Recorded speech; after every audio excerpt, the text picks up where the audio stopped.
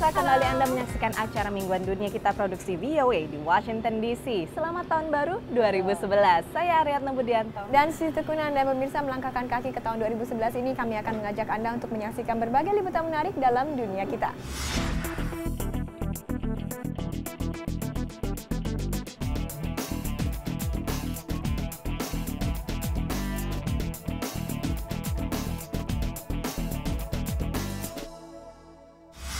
Selamat Tahun Baru pemirsa, tahun 2011 ini. Semoga tahun baru ini menjadi lebih baik ya daripada tahun sebelumnya. Betul, dan kalau biasanya tahun baru itu dimulai dengan New Year's Resolution. Ya ini janji untuk membuat hidup kita lebih baik. Betul. Baik dalam hal kesehatan maupun gaya hidup, atau juga lebih banyak inilah membantu lingkungan gitu. Betul, dan memang ya warga Amerika itu kebanyakan punya semangat atau berjanji untuk bisa hidup lebih sehat dengan cara misalnya banyak berolahraga. Betul. Nah ini terutama di awal tahun ya, dan juga habis itu melempem. Iya, hidup sehat dengan cara makanan organik dan juga makanan yang lebih sehat. Betul. Tapi nggak juga kalah mengenai semangat hidup ramah lingkungan. Iya, dan itu semua bisa kita dapatkan ya di tempat-tempat seperti di cafe ini, Sus. Ini namanya Java Green, pemirsa. Ini adalah sebuah cafe vegetarian yang berkonsep ramah lingkungan dan menerapkan prinsip green business. Waduh, semuanya hijau, ramah lingkungan ya. Hijau. Tapi sebelum kita mau pesan nih dan lihat-lihat apa aja yang ada di sini, kita mau melihat sebuah liputan mengenai tren di warga perkotaan yang melibatkan sampah makanan. Sekali setiap hari, Christiana membolak-balik sampah makanan di tong sampah di balkon apartemennya. Oh no, it doesn't smell at all. If you're composting correctly, there really shouldn't be any smell. If there is a smell, it probably means that you don't have the right balance. Kuncinya mencampur semua sampah makanan dengan sedikit kertas. Sejak menerima tong kompos sebagai hadiah ulang tahun, sampah di rumah Christiana berkurang banyak sekali. It's probably somewhere between 80 to 90% of our trash is compostable.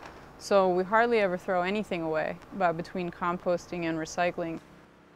Ada keuntungan lain karena Christiana punya kebun kecil di belakang apartemennya.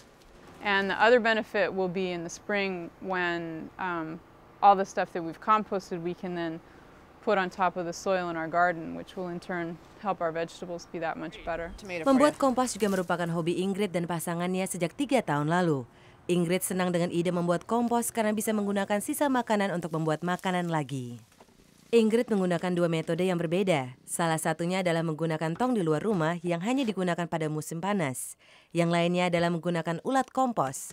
Tong ini ditaruh di ruang bawah tanahnya dibiarkan sepanjang tahun. The worms are working and they eat very fast. They produce very fine soil, and they also produce a liquid, a worm juice that the USDA and some of the experts in agriculture have actually said is some of the most valuable, healthy fertilizer and anti-pest control product you could buy. Menurut Ingrid, membuat kompos sebenarnya tidaklah sulit. Dan bagi yang tidak punya halaman atau balkon, Jeremy Barozowski punya jalan keluarnya. Baru-baru ini ia mendirikan Compost Cap di Washington DC. But there are plenty of people who individually understand that composting in the city is an important and valuable thing to do. Our job is to make it as easy for them as possible to do that. Compost Cap memberikan para pelanggan sebuah tong kompos dilengkapi plastik yang bisa terurai. Dengan biaya $8 atau sekitar Rp75.000 per minggu, Compost Cap mengambil sampah makanan dan membawanya ke Engage Community Offshoot, sebuah perkebunan nirlaba di pinggiran Washington untuk proses pembuatan kompos. Jika pelanggan menginginkan hasilnya, kompos akan dikirim kembali setelah 9 bulan.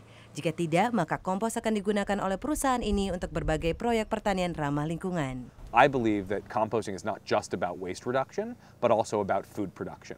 And so linking our waste stream directly to urban agriculture is a very tangible and easy to understand link for people to make. Jeremy berencana memperluas bisnisnya dengan mengambil sampah-sampah dari perusahaan komersial. Ia yakin budaya membuat kompos merupakan bagian dari solusi penting untuk kehidupan perkotaan yang ramah lingkungan dan mengurangi jejak karbon. Dari Washington DC untuk Dunia Kita, tim VOA.